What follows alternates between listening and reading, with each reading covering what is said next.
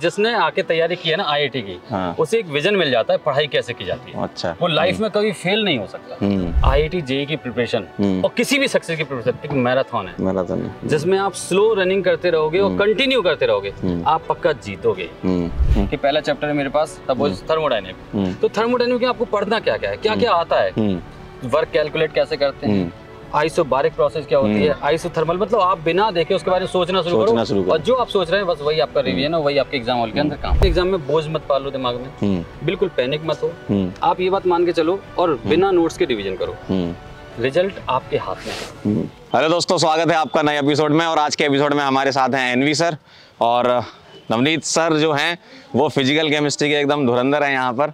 और कोटा में सर का बहुत नाम है, अगर आप स्टेशन पे खड़े होकर नाम बोलेंगे तो आपको सर के घर तक और जहाँ सर पढ़ाते हैं वहाँ तक छोड़ के आएंगे लोग। सर का इतना नाम है यहाँ पे। सर स्वागत है आपका। Thank you very much sir.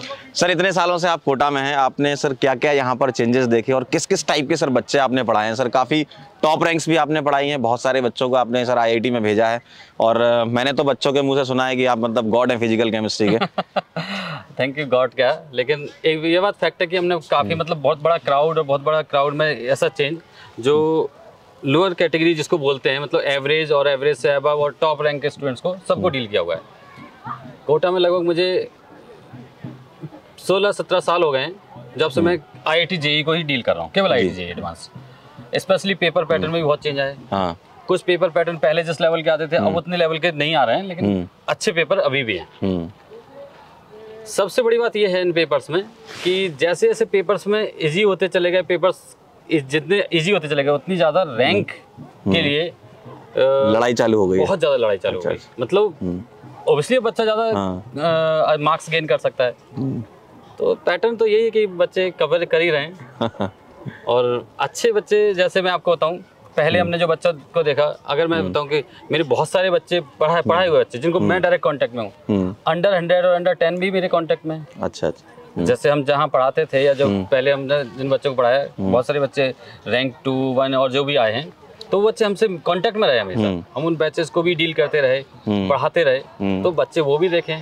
जो बच्चे हम पढ़ाते थे अंडर 100, अंडर 500 भी बच्चे रहे। और बहुत सारे बच्चे ऐसे हैं जो आईआईटी क्वालिफाई भी नहीं किए, लेकिन आज वो कहीं बर्बाद नहीं है, मतलब कुछ ना कुछ अच्छा कर रहे हैं। देखिए, जिसने आके तैयारी की है ना आईआईटी की, उसे एक विजन मिल जाता है पढ़ाई कैसे की जाती है। अच्छा। वो लाइफ में कभी फेल नहीं हो सकता। मतलब जो वर्ड बच्चे यूज करते हैं ना कई बार लाइफ में कि मेरा इसमें नहीं होगा तो मैं क्या करूंगा, मेरा उसमें नहीं होगा तो क्या करूंगा, मैं आपको बताऊं, आप एक बार प्रिपरेशन करके देखो, उसके बाद आप चाहे जहां से ग्रेजुएशन कर लो, आप लाइफ में कभी खाली नहीं बैठ सकते। क्योंकि बच्चे को एक विजन मिल जाता है पढ़ाई कैसे करनी है और किसी भी जगह अपने आप को फॉरवर्ड कैसे रखना है। वो कभी ये नहीं सोचता कि मैं कर पाऊंगा नहीं कर पाऊंगा, यहाँ के बाद में उसको ये बात समझ आती है अब करना ही है। कई सर बच्चे मैंने ऐसा देखे कि बहुत ज़्यादा रिजल्ट ओरिएंटेड होते हैं कि अगर मतलब सिलेक्शन हुआ तभी ज़िंदगी है, नहीं हुआ तो ज़िंदगी ख़त्म है। इस टाइप के बच्चों को सर क्या बोलना चाहेंगे आप? देखो, इस टाइप के बच्चों को मैं एक बहुत क्लियर बात बताता हूँ, वैसे अभी के टाइम मुझे बताना नहीं चाहिए लेकिन फिर भी बताता हूँ। जो बच्चा लगकर यहाँ आईआईटी की तैयारी कर रहा है तो उसमें 2 प्रॉब्लम क्रिएट होती हैं। बच्चा आता बड़ी मेहनत से कि मैं करूँगा, और यहाँ आके वो उलझ जाता है इन चीज़ों में कि मैं पढ़ूँ नहीं पढ़ूँ, सुबह नींद से जागूँ नहीं जागूँ, हॉस्टल प्रॉब्लम 50 प्रॉब्लम काउंट करने लगता है पढ़ाई छोड़कर। लेकिन जब वो जागता है तब तक काफ़ी लेट हो जाता है। अब इसका मतलब ये नहीं कि वो अब हमेशा के लिए लेट हो गया। ठीक है, आपका एक बार आईआईटी नहीं मिला, लेकिन आप कहीं और से भी बीटेक करते हो, जो बच्चा यहाँ से प्रिपरेशन करके गया, जिसे पता है कि प्रिपरेशन की है, वो अगर उसके बाद अगर आप देखेंगे और वो किसी और एसएससी या आईएएस आईपीएस के लिए तैयारी करता है ना, तो जितनी मेहनत वो यहाँ करता है ना, इसकी अगर वो 10% भी करेगा ना, तो उन एग्जाम्स को क्रैक कर लेगा। मतलब यहाँ पर मेहनत बहुत ज्यादा होती है। यहाँ उसे ये बात तो देखिए, मैं बताऊँ, अनडाउटेडली कोटा के अंदर जो सिलेबस डील किया जाता है और कोटा के अंदर जो मेहनत करवाई जाती है वो है तो अच्छी। ये बात तो सर को ये करनी ही पड़ेगी। अगर कई बार मैंने सुना है बच्चों से कि सर इतनी मेहनत मुझसे नहीं होती, भाई इंसान हो, मेहनत करने के लिए आए। सही, वो करनी ही पड़ेगी। पता नहीं हम कंफर्टेबल जोन में जाने की बात क्यों करते हैं। और सर शॉर्टकट से तो मेरे ख्याल से कोई हल नहीं निकलता है, मेहनत तो आपको करनी पड़ेगी। शॉर्टकट तो देखिए सर, शॉर्टकट किसी चीज का सॉल्यूशन है ही नहीं। आपको प्रॉपर किसी भी चीज में आपको प्रॉपर लेबर, प्रॉपर एक लॉन्ग टर्म प्रॉपर मैटर करना पड़ेगा। मैं आपको एक एग्जांपल बताऊं, 100 मीटर की रेस होती है ना, जिसमें तेज दौड़ के जीत सकते हो, बट आईआईटी जेईई की प्रिपरेशन और किसी भी सक्सेस की प्रिपरेशन एक मैराथन है, जिसमें आप स्लो रनिंग करते रहोगे और कंटिन्यू करते रहोगे, आप पक्का जीतोगे। सर कुछ बच्चों का इस टाइम पर ये है कि अब जैसे पता है सबको कि पेपर बहुत नज़दीक आ गया है, तो बहुत सारे बच्चे क्या घबराए हुए हैं कि सर अब क्या करें, बहुत जल्दी अनाउंसमेंट हो गई है, मतलब पेपर बहुत जल्दी होने वाला है, 20 दिन ही बचे हैं। तो आप क्या सजेस्ट करेंगे कि अब जो 20 दिन 25 दिन की तैयारी है बच्चों की, वो किस तरीके की होनी चाहिए? ये एक बहुत शानदार, बच्चों के सामने कई बार प्रॉब्लम्स आ रही है और बहुत सही बात पूछी है सर। मैं इस पर बताऊं एक्चुअली क्या हुआ है।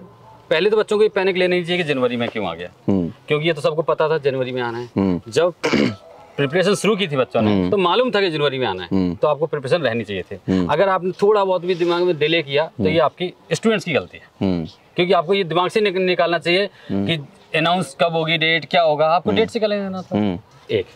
लेकिन चलो अब जो भी हो गया उस पर आते हैं।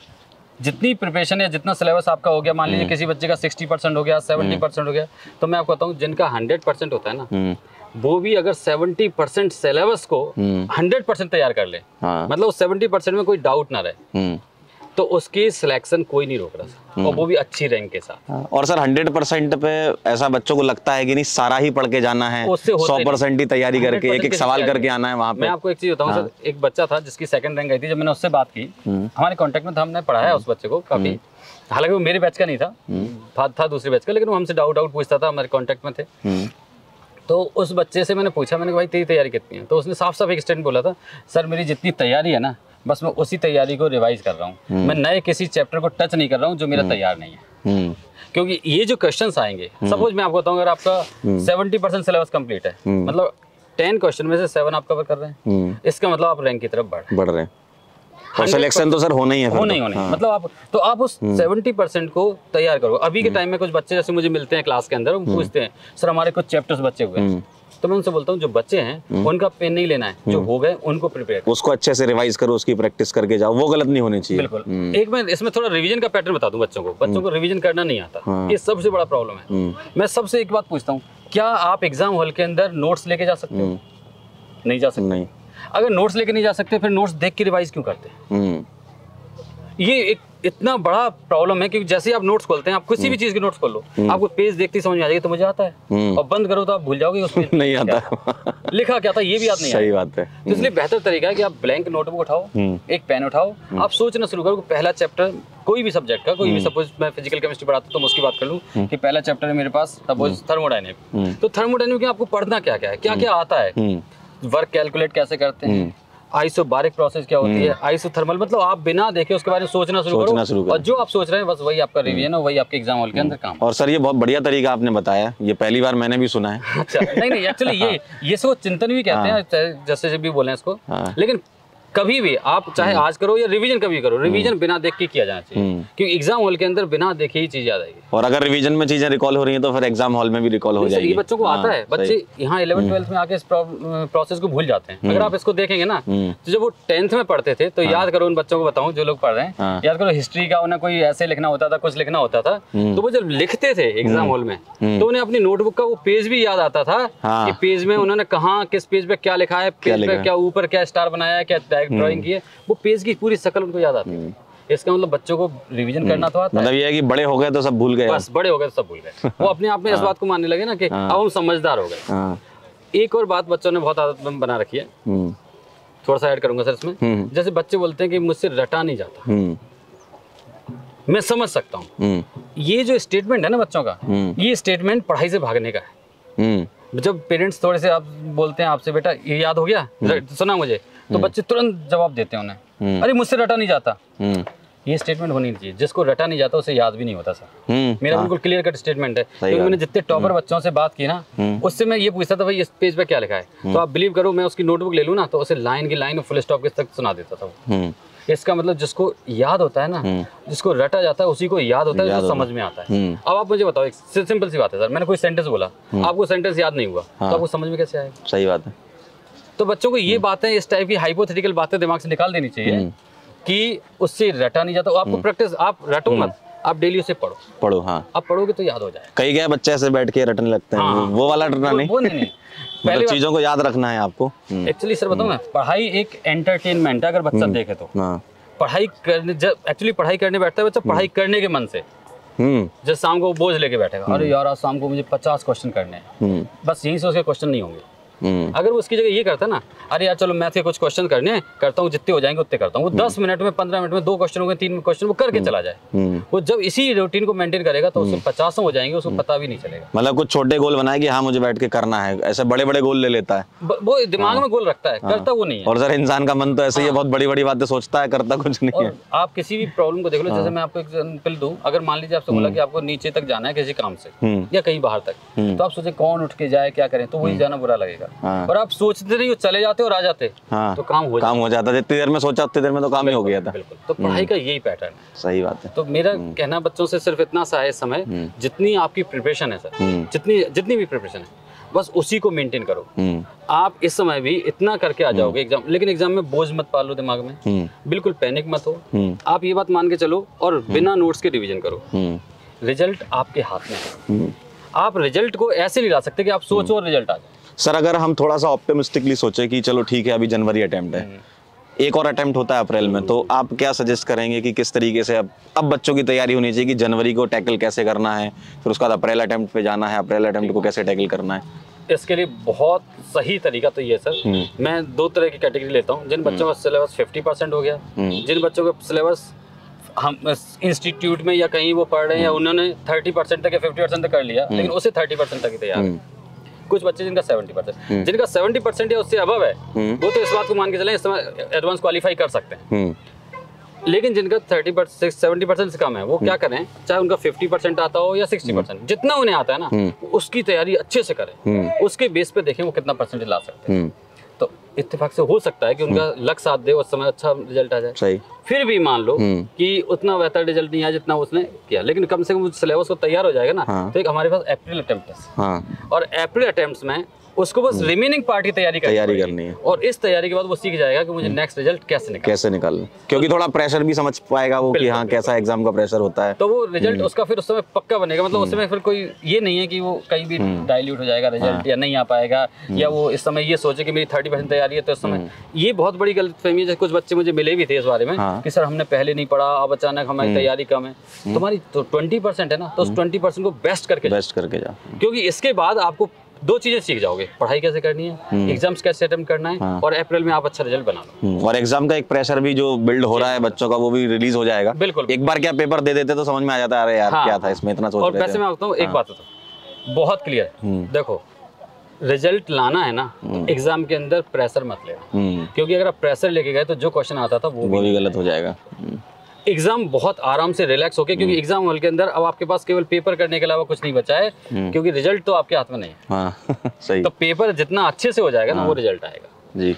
और क्वेश्चन करने का एक तरीका होता है सर, बहुत सिंपल। बच्चे क्या करते हैं, कई बच्चों की आदत है, वो पहले क्वेश्चन पढ़ते हैं, समझ नहीं आता, फिर वो ऑप्शन पढ़ते हैं, वो भी समझ नहीं आता, फिर ऑप्शन से क्वेश्चन को मिलाते हैं। ऐसे आईआईटी नहीं निकलती। सही कह रहा था, ऐसे आईआईटी नहीं निकलती। बच्चे करते हैं। मैं उनसे सबसे बोलता हूँ, अभी आपके पास जो क्वेश्चन है ना, आप तो हर चैप्टर के इजी जो आपको इजी क्वेश्चन आते हैं ना, जैसे बच्चे कहते हैं मैं इस बुक को कर लूँ, मैं इसके क्वेश्चन कर लूँ, ये टिपिकल कर लूँ, टिपिकल नहीं करना है। आपको चैप्टर अटेम्प्ट करना है, उस चैप्टर के सारे टॉपिक्स इजी क्वेश्चंस में कवर हो जाए। मतलब फार्मूला बेस्ड, जैसे डायरेक्ट एप्लीकेशन वाले होते हैं, थ्योरी बेस्ड है, जो सिंगल अटेम्प्ट में हो जाए। बिल्कुल, आप उन क्वेश्चन की प्रैक्टिस मैक्सिमम कर लो। अगर जितनी ज्यादा आपने उसकी प्रैक्टिस कर ली, तो आपको एक तरह से चैप्टर हर हाल में मेमोराइज रहेगा, और आप नहीं जानते किस क्वेश्चन में क्या लॉजिक लगना है, ये तो क्वेश्चन के साथ अपने आप जनरेट होता है। आप सोच के नहीं सकते ऐसा क्वेश्चन आएगा तो मैं ऐसे करके आ जाऊंगा। क्वेश्चन क्या आएगा, अगर आपने प्रैक्टिस की है तो अपने आप वहाँ लॉजिक डेवलप होगा, तो कर लेंगे। सर एक क्वेश्चन और है, अभी जितना समय बचा है तो बच्चे क्या थ्योरी पर मेजरली फोकस करें या फिर PYQs लगाएं, किस तरफ ज्यादा झुकाव होना चाहिए बच्चों का अभी इस टाइम पे? बिल्कुल सही बात है। देखिए सर, मैं 2 चीजें बताऊँ। PYQ करें, PYQ वो तब करें जब किसी आपके पास जो बुक्स है, जो आपके पास मटेरियल है, उसके क्वेश्चंस पहले कर लें 15-20, मतलब हर टॉपिक का एक क्वेश्चन टच हो जाए। PYQ में क्या होता है सर, ईमानदारी से बताऊं, सारे एक चैप्टर के सारे टॉपिक कवर अप नहीं होते। किसी टॉपिक के तो मैक्सिमम क्वेश्चन आए हैं, किसी टॉपिक के आए नहीं। तो चांस ये है कि उसके क्वेश्चन आ भी सकते हैं। तो आपको करना क्या है, पहले आप 15-20 क्वेश्चन वो कर लो। जैसे आप एक चैप्टर ले लीजिए, उसके 15 टॉपिक है, तो 15 टॉपिक से रिलेटेड 15 क्वेश्चन आप ढूंढ लीजिए। उनकी प्रैक्टिस करने के बाद आप PYQ पे आ जाओ।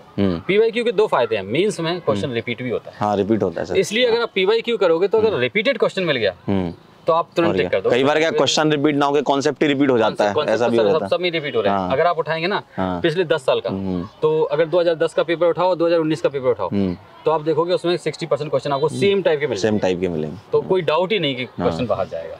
चलिए ठीक है। एक बात और इसमें मैं जोड़ूं सर थोड़ा सा, बच्चे एक बात तो बोलते हैं सर, हमारे क्वेश्चन करते टाइम हमसे गलतियां बहुत होती हैं। मैं बच्चों को बता दूं, बच्चे बहुत पैनिक होते हैं इस बात को लेकर कि हमारी गलतियां हो रही हैं, हम कैसे कवर अप करें क्वेश्चन को, या वो घर में टेंशन में आ जाते हैं कि एग्जाम में गलती होगी। तो जिस बच्चे से ज्यादा गलतियां हो रही ना, वो सक्सेस के ज्यादा नजदीक होता है। सीख भी रहा है इसका मतलब। सर वो नजदीक होता है, उससे पक्का एग्जाम में गलती कम होगी।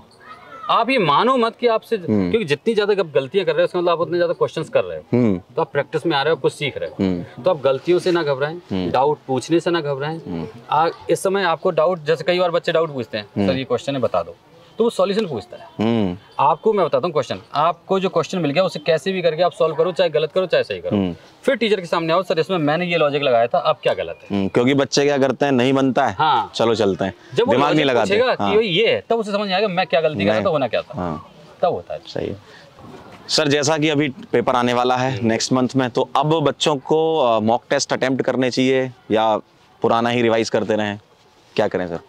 देखिए, उन्हें कोई एक सीरीज, कोई एक पेपर पैटर्न अटेम्प्ट करनी चाहिए, बहुत ज्यादा नहीं, क्योंकि पेपर देते देते बोरिंग केस भी तैयार हो जाएगा। तो कोशिश ये करें कि किसी एक पैटर्न को फॉलो करें, कोई मॉक टेस्ट कर लें या कोई सीरीज उन्होंने ज्वाइन कर रखी है उसको वो रेगुलर रखें, उसके टेस्ट देते रहें, लेकिन उसके रिजल्ट पर अपने आप को फोकस ना करें ज़्यादा कि उसमें रिजल्ट गड़बड़ हुआ। क्योंकि आपको मैं क्लियर कर दूं, जो IIT पेपर बना के देता है, जी मेंस या किसी का भी, और जो नॉर्मल इंस्टीट्यूट्स के पेपर होते हैं उसमें बहुत लेवल का चेंज होता है, बहुत चेंज होता है।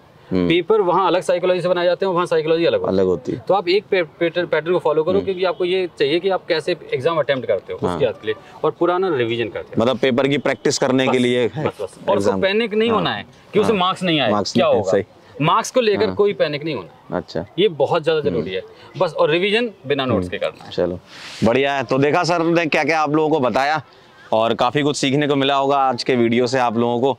और एग्ज़ाम आपका आने वाला अगले महीने, उसके लिए बेस्ट ऑफ लक। मिलते हैं बेटा फिर नेक्स्ट वीडियो में, तब तक के लिए ओके बाय।